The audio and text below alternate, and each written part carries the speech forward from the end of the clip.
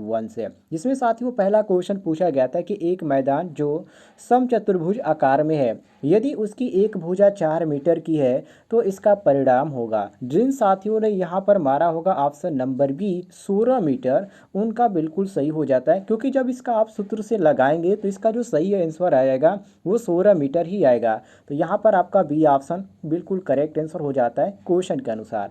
आगे बढ़ते हैं साथियों क्वेश्चन नंबर 2 पे, जिसमें क्वेश्चन नंबर 2 में यहाँ पर पूछा जा रहा है कि एक सिलेंडर में यदि त्रिज्या को आधा किया जाता है और ऊंचाई को दोगुना किया जाता है तो आयतन होगा समान होगा, या बी ऑप्शन अर्ध होगा, या सी ऑप्शन दोगुना होगा, या डी ऑप्शन 4 गुना होगा। तो ध्यान रखिएगा, जब एक सिलेंडर में यदि त्रिज्या को आधा किया जाएगा तो क्या होगा, आधा ही होगा। तो यहाँ पर आपका सही हो जाता है ऑप्शन नंबर बी बिल्कुल करेक्ट आंसर। जितने भी छात्र गए थे आज की डेट में एग्जाम देने, जिन्होंने बी ऑप्शन मारा, उनका बिल्कुल करेक्ट आंसर हो जाता है।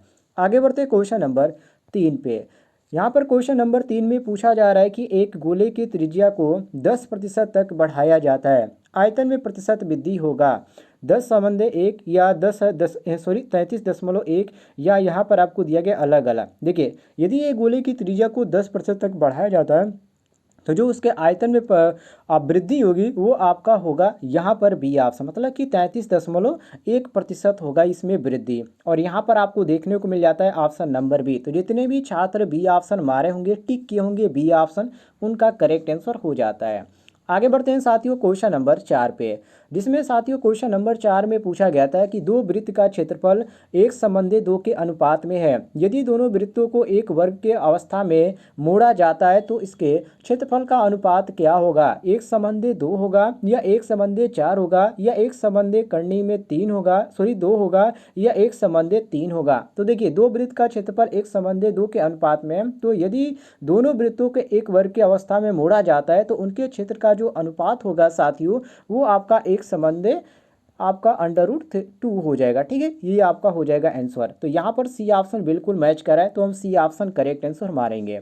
क्वेश्चन नंबर 5 को देखिए, जिसमें क्वेश्चन नंबर 5 में यहाँ पर पूछा जा रहा है कि 1.6 मीटर लंबे एक अवलोकक एक टावर से 20 करनी में 3 दूरी है, इसके आँख से टावर के शीर्ष तक उन्नयन कोण 300 है, तो टावर की ऊंचाई होगी। देखिए, आप इसको सूत्र के अनुसार जब इसको आप सोल्व करेंगे तो ये आपका आ जाएगा, इसमें से कोई भी आंसर मैच नहीं करेगा। आप सूत्र में इसके अनुसार इसको सॉल्व करके देख लीजिएगा, इसका जो सूत्र होता है उन्नयन कोण का, उसके अनुसार आप इसको सॉल्व कीजिएगा।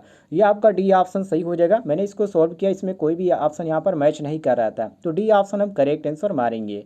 आगे बढ़ते हैं साथियों क्वेश्चन नंबर 6 पे, जिसमें क्वेश्चन नंबर 6 में पूछा गया था कि एक वस्तु पर बाहरी बल अप्लाई करने पर आकृति परिवर्तित हो जाएगा, परंतु जब हम उस बल को हटाते हैं तब वह पुनः अपने पूर्व अवस्था में आ जाता है। यह गुण कहलाता है प्लास्टिसिटी, या प्रत्यास्थता, या तन्यता, या लचीलापन। तो साथियों, इस नियम को हम बोलते हैं जो कि प्रत्यास्थता का नियम। तो यहाँ पर आपको देखने को मिलता है ऑप्शन नंबर बी क्वेश्चन के अनुसार करेक्ट आंसर मिला लीजिएगा। बी ऑप्शन आपका सही हो जाता है क्वेश्चन के अनुसार। क्वेश्चन नंबर 7 को देखिए साथियों, जिसमें क्वेश्चन नंबर 7 में पूछा गया था कि पार्श्व स्ट्रेस और रैखिक स्ट्रेस का अनुपात कहलाता है प्रत्यास्थता गुणांक, या दृढ़ता गुणांक, या बल्क मॉडुलस, या पायसन का अनुपात। तो साथियों, यहाँ पर सही हो जाता है ऑप्शन नंबर बी दृढ़ता गुणांक।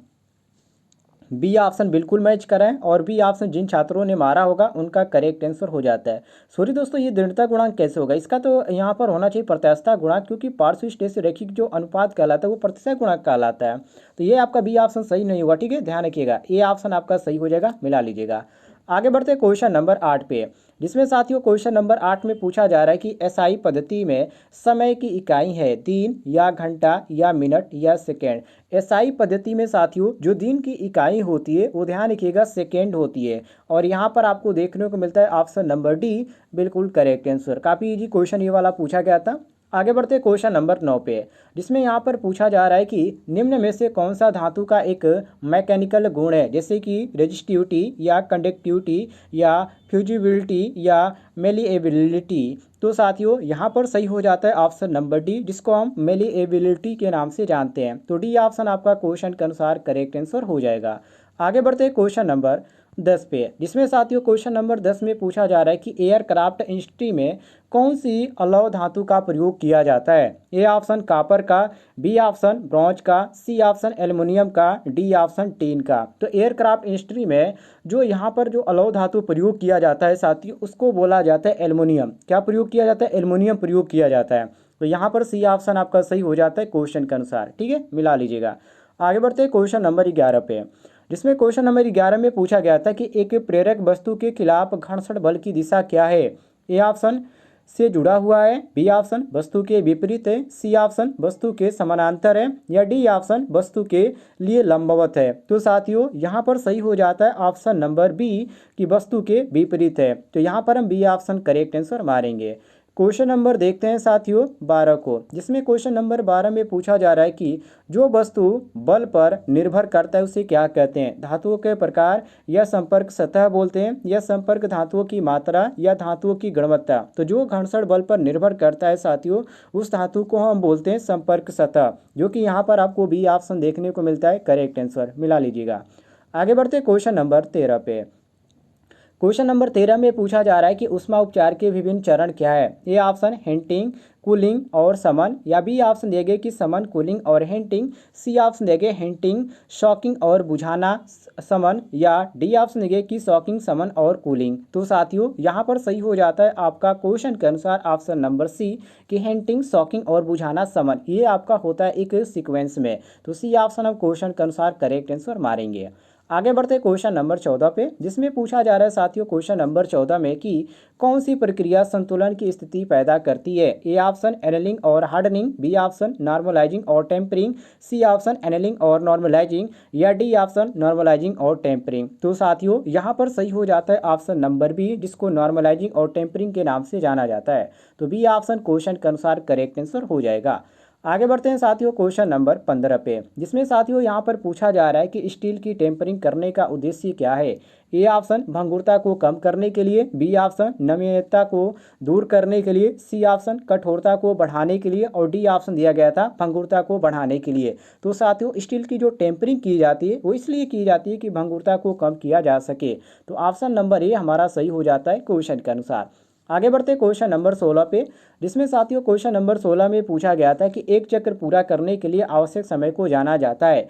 समय अवधि, या आवृत्ति, या आयाम, या इनमें से कोई नहीं। एक चक्र पूरा करने के लिए आवश्यक समय को जो जाना जाता है साथियों, वो केवल समय की अवधि के नाम से जाना जाता है। तो ये ऑप्शन आपका सही हो जाता है क्वेश्चन के अनुसार। आगे बढ़ते क्वेश्चन नंबर 17 पे, जिसमें साथियों क्वेश्चन नंबर 17 में पूछा गया था कि प्रतिरोध और इम्पीडेंस का अनुपात कहलाता है। A option inductance, B option power कारक, सी ऑप्शन आयाम, और डी ऑप्शन इनमें से कोई नहीं। तो साथियों यहाँ पर सही हो जाता है बी ऑप्शन पावर कारक। बी ऑप्शन आपका सही हो जाता है क्वेश्चन के अनुसार। मिला लीजिएगा। आगे बढ़ते क्वेश्चन नंबर 18 पे, जिसमें साथियों क्वेश्चन नंबर 18 में यहाँ पर पूछा जा रहा है कि एक सेकेंड में एक तरंग की संख्या कहलाता है द्वारा पूरे किए जाने वाले चक्रों की आवृत्ति, या समय अवधि, या ए व बी दोनों, या इनमें से कोई नहीं। तो साथियों ध्यान रखिएगा, एक सेकंड में एक तरंग के जो संख्या कहलाता है, जो पूरे किए जाने वाले चक्रों की जो होती है साथियों, उसको बोला जाता है आवृत्ति। क्या बोला जाता है? फ्रीक्वेंसी बोला जाता है। तो ये ऑप्शन सही हो जाता है। जिन छात्रों ने मारा होगा ए ऑप्शन, उनका करेक्ट आंसर हो जाता है। क्वेश्चन नंबर देखिए साथियों 19 को, ये भी आपका मोस्ट इंपॉर्टेंट क्वेश्चन है और कई बार परीक्षाओं में पूछा भी गया है, जिसमें कहा जा रहा है कि वायुमंडलीय दाब को खाली स्थान से मापा जाता है। जो वायुमंडलीय दाब होता है साथियों, उसको बैरोमीटर से मापा जाता है। लेकिन ध्यान रखिएगा, आपको कन्फ्यूजन करने के लिए यहाँ पर मैनोमीटर भी दिया जाएगा, हाइड्रोमीटर भी दिया जाएगा, और इनमें से कोई भी नहीं दिया जाएगा। तो आप मारेंगे option number A, correct answer मिला लीजिएगा। आगे बढ़ते हैं क्वेश्चन नंबर 20 पे, जिसमें साथियों क्वेश्चन नंबर 20 में कहा जा रहा है कि शून्य लेवल से ऊपर मापे जाने वाले दाब होता है। ए ऑप्शन परम दाब, बी ऑप्शन गेज दाब, सी ऑप्शन ए व बी दोनों, और डी ऑप्शन इनमें से कोई नहीं। तो साथियों यहाँ पर सही हो जाता है ऑप्शन नंबर ए, जिसको परम दाब के नाम से जाना जाता है। यदि आप इस तरह की डेली जानकारी चाहते हैं तो नीचे आपको एक रेड कलर का बटन दिख रहा होगा, जिस पे सब्सक्राइब लिखा होगा, उसको दबाकर बगल में घंटी वाला आइकन को दबाकर ऑल नोटिफिकेशन पे क्लिक कीजिए। आपको हर एक जानकारी समय समय पे मिलती रहेगी।